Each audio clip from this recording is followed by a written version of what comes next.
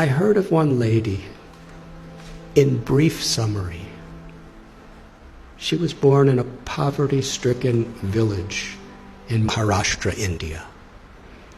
She never really had any education.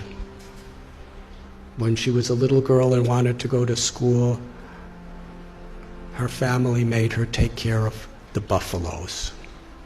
When she was 8 years old, she was married. I think actually she was 9 years old. She was married to a man who was about 30. By the time she was 19, she had 3 sons, and she was pregnant.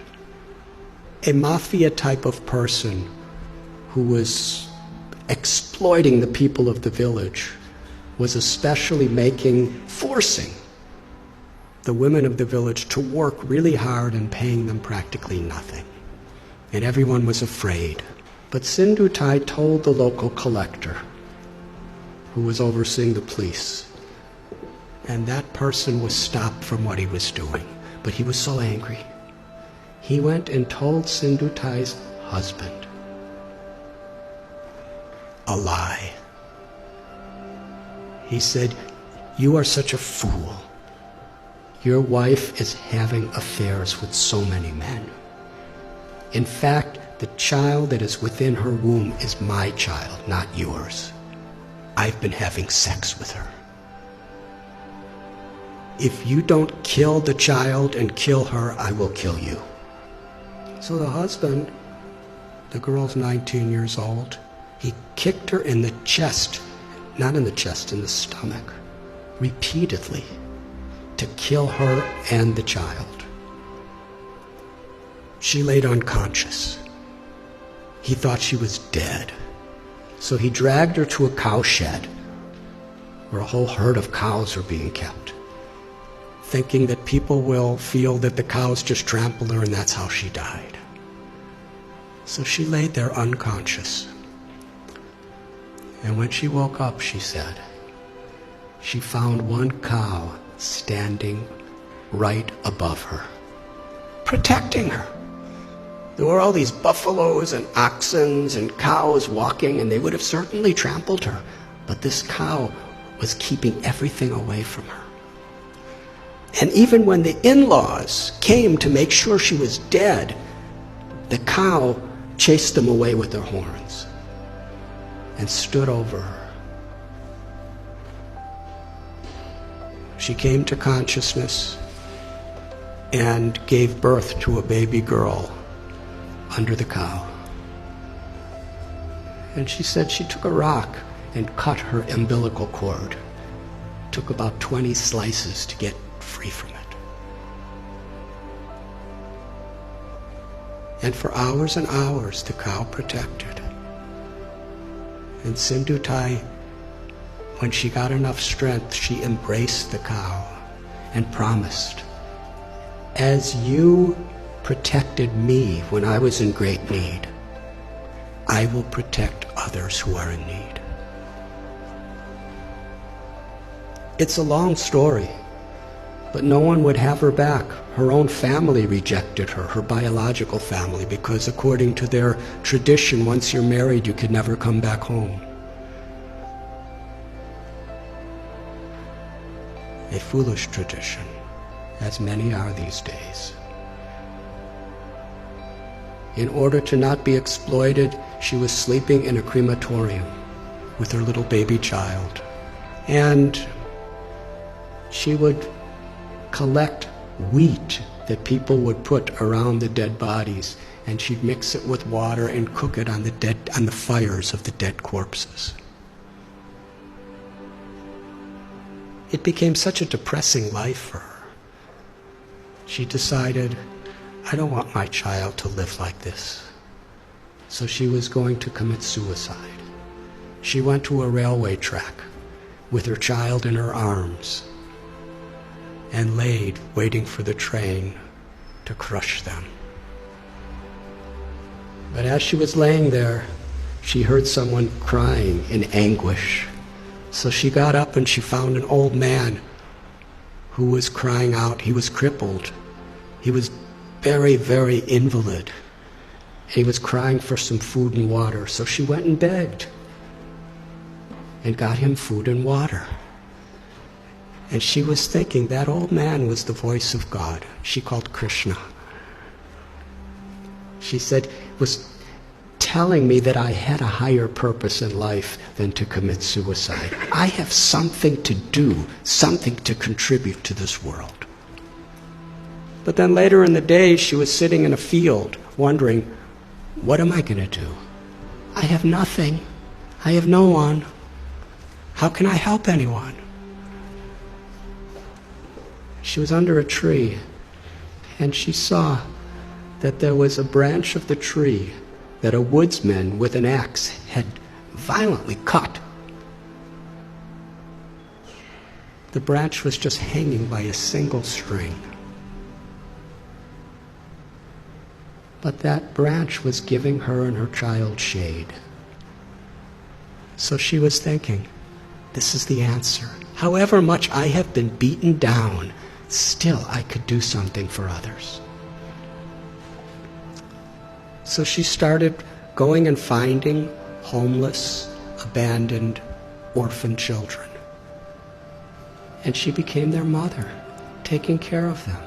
Somehow or other, she learned how to sing really nice, and she begged with her singing, and she provided for them, and somehow or other kept them safe. And after some time, people saw what a difference she was making to so many people that they built an orphanage for her. Over the years, she said, she's had about 1,500 children, over 1,000 grandchildren. And she's made a tremendous difference in her life. All of her children have a great education. Many are doctors and lawyers and farmers, something she never had. She's won so many awards internationally for her accomplishments. But then she explained what the most meaningful and fulfilling thing she ever did in life. Years and years later, after the president of India gave her awards and governors of states and international awards, this really old man came to her orphanage. He was starving. He was sick. He was homeless. He was asking for shelter. After a few minutes, she recognized this was her ex-husband, the person who tried to murder her maliciously. She said to him, when you left me to die, I was homeless in rags. Now you're homeless in rags, and I have a nice place with so many people. She said the most meaningful thing in her life is she forgave him. And she said, I will give you shelter, but I'm not your wife. I'm your mother. And when people would visit the orphanage, she would introduce him. This is my eldest son, and sometimes he's very naughty. She told a story. It moved me. So at one place, I shared this story, and somehow it was on YouTube. And in her orphanage, someone showed it to her. So she wanted to meet me. So in Pune, I met her. And she was with a couple other people. And we spoke for about an hour together. It was a wonderful conversation. And afterward, there was one lady who was sitting next to her, who was just beaming with smiles the whole time, but didn't say much of anything. And when I was just about to leave, Sindhutai said, I want to introduce you to this girl. She's the one who was born under the cow. She's now a medical doctor, and she's taking charge of one of our orphanages. And then she said to me, I consider all of the tragedies in my life to have been gifts to empower me to make a difference to others. She considered it all the grace of God. She said, "My life has been a road with many thorns, but I made friends with those thorns, and my life became beautiful, and I could give beauty to so many other people's lives." That's one little example of influence without affluence. The power of compassion is far greater than anything that money can do. But when money and knowledge and strength and skills are built on the foundation of that compassion, then not only is our own life enriched beyond our comprehension, but we could make such a difference. We can have such an influence in the world. Each and every one of us, whoever we are. Because everyone is so inherently special. And nothing and no one can take that away from us, as long as we are aware.